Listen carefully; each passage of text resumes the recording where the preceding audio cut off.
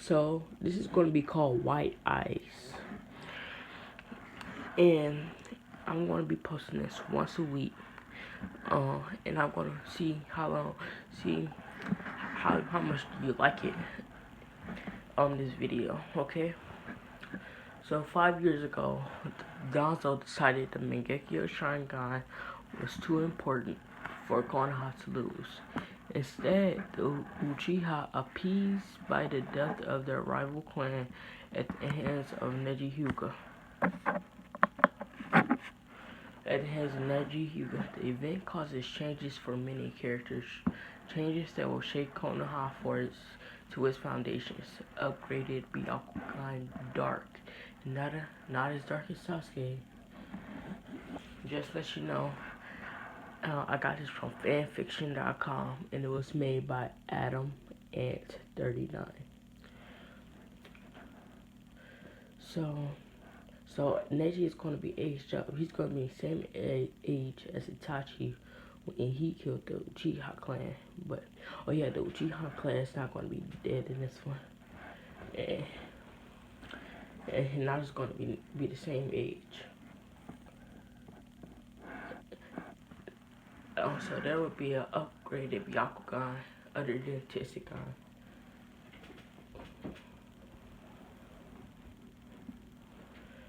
But that, so there's an upgrade. So when the Hyūga clan died, it's gonna be the same date as the Uchiha clan died. And Danzo is just a little more pragmatic than a canon. Anyways, let's begin. White Eyes Prologue. 5 years before graduation, the third Hokage, Saratobi Hiruzen, sat at his desk in the Hokage Tower.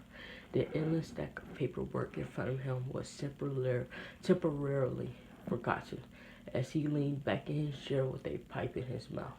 His guards had been dismissed. As far as anyone could tell, he was completely alone in the room. Report, he said softly. The situation is out of control, said the voice of Itachi Uchiha. It seems to come from atop a bookcase, and the third wasn't sure whether Uchiha Prodigy was actually there or somewhere else in the room, or was a double bluff, or triple. But the situation was too serious for Hiruzen's usual games. Extra appellate, he said simply. Shisui is dead, Itachi replied. Suicide, and nobody is going to believe it.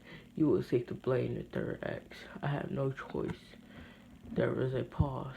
My Mangekyo has awoken. I see, Hiruzen replied. Neutrally, as far as the Uchiha knew, that required the murder of one close to you, which I suppose means using the Kotan Masukami to stop them is off the cards. I agree, Itachi replied.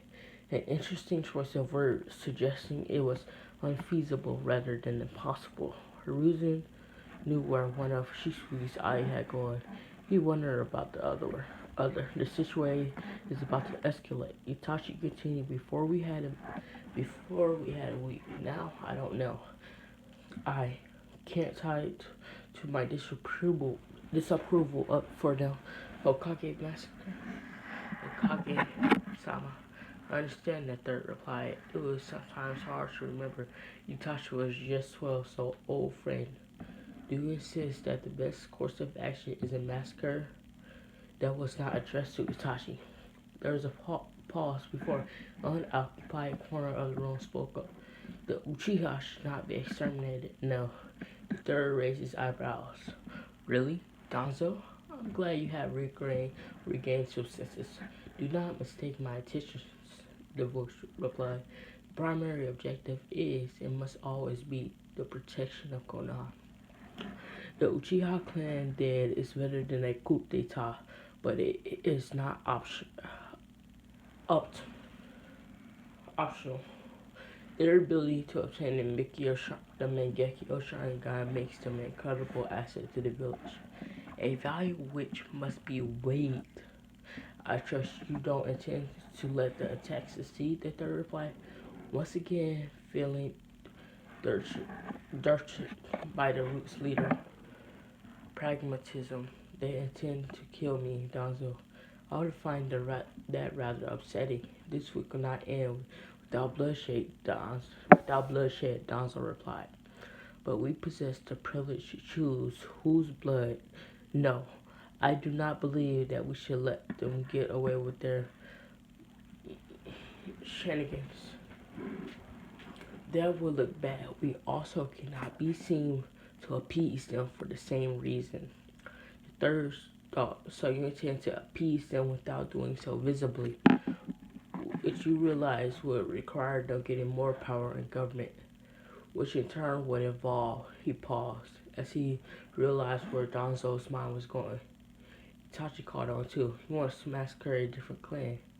Are you sure you don't just really like massacres? They send you are the object of their hate, but they really exist at this point, and lack of reasonable scapegoat. Danzo continued, obvious to Itachi's insubordination. Inuzuka, Nara, Abirame, none possessed enough political power for killing them to do anything, which leaves us with one, the Hyūga. The Ruzin pinched the bridge of his nose. Danzo, the Hyūga haven't done anything. We don't need a reason. We can justify to the Daimyo legally. We aren't meeting right now. We need a scapegoat.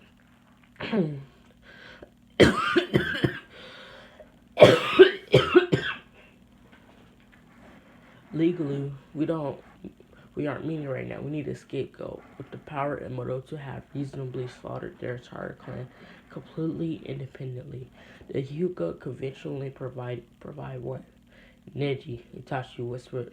The third winced. The Hyūga's use of the cage bird seal is questionable. We're looking for the word barbaric, Itachi replied.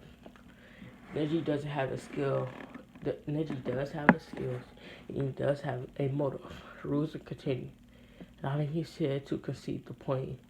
Would he do it, Itachi, for the good of the village? He knew the two boys were close. Itachi paused. He will never kill Hinata. That's the current heir to the main branch.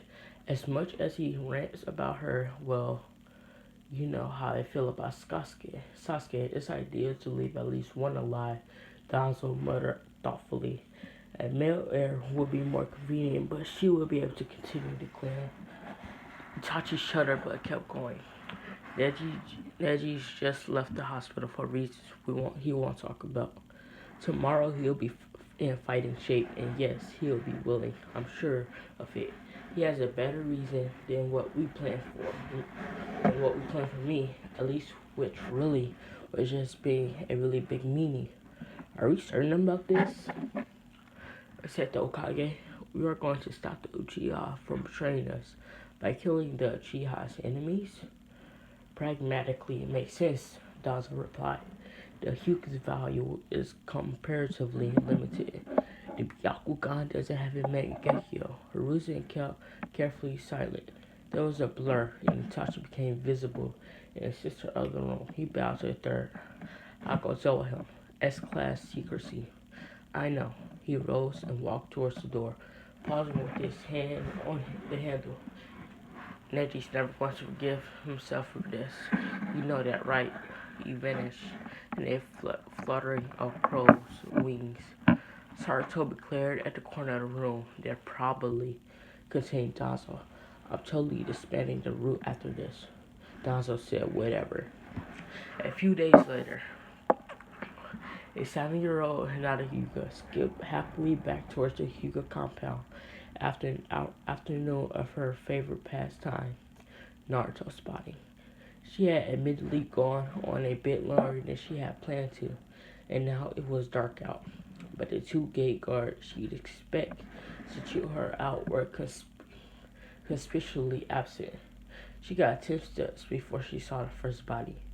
Her eyes narrowed at the person conspicuously laying on the pavement, eyes open, looking up to the sky. Auntie, what's wrong? Hinata knelt beside her, shaking her arm, but she didn't move. Frowning, Hinata slowly, carefully went through the hand seals she had been taught for years, eventually calling out, Byakugan! And looking down to assess the women's chakra network. It wasn't there. There was no signature, blue glow, no pulse of energy through her tenketsu. And now that Hinata's eyesight was in her hands, the woman didn't look to be breathing either. Help! Hinata called out, scrambling away with a startled gasp. The woman needs help. She turned around, but she couldn't see anyone else. So she ran further into the Hyūga compound, expecting to see the night guard, expecting someone to see her. At least, all she found was more bodies. Crying, she ran past corpse after corpse, all visibly unharmed but with no life flowing through their bodies. Her eyes pointed out in painstaking detail every face, every terrified expression. She held back her bile and stumbled, desperately making her way to her own house, hoping against hope that there, her eyes finally made out a chakra network through the wall. She moved. She shoved her own door open, running through the hallway up to her parents' bedroom, bursting in to find. She blinked, and her Byakugan fell away in her confusion. Neji? Her older cousin turned towards her, away from the dead bodies of her parents. There was no visible pupils, nor irises in his eyes. There were orbs of pure lavender tinged with white. Tell me, Hinata, he spoke. Do you believe you can defy fate? Hey, big brother. Touch smiled as he closed the door to his home behind him. Hello, little brother. What are you doing up this late? I wanted to wait for you. Sasuke pouted. He walked forward and narrowed his eyes. Hey, what's up with your eyes? Are you crying? Itachi chuckled, wiping off the blood dripping from one of his eyes. Internally, he cursed the consequences of the Mangekyo power.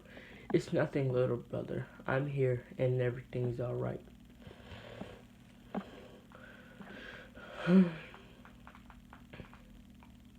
Okay, there's gonna be part 1 to White Eyes.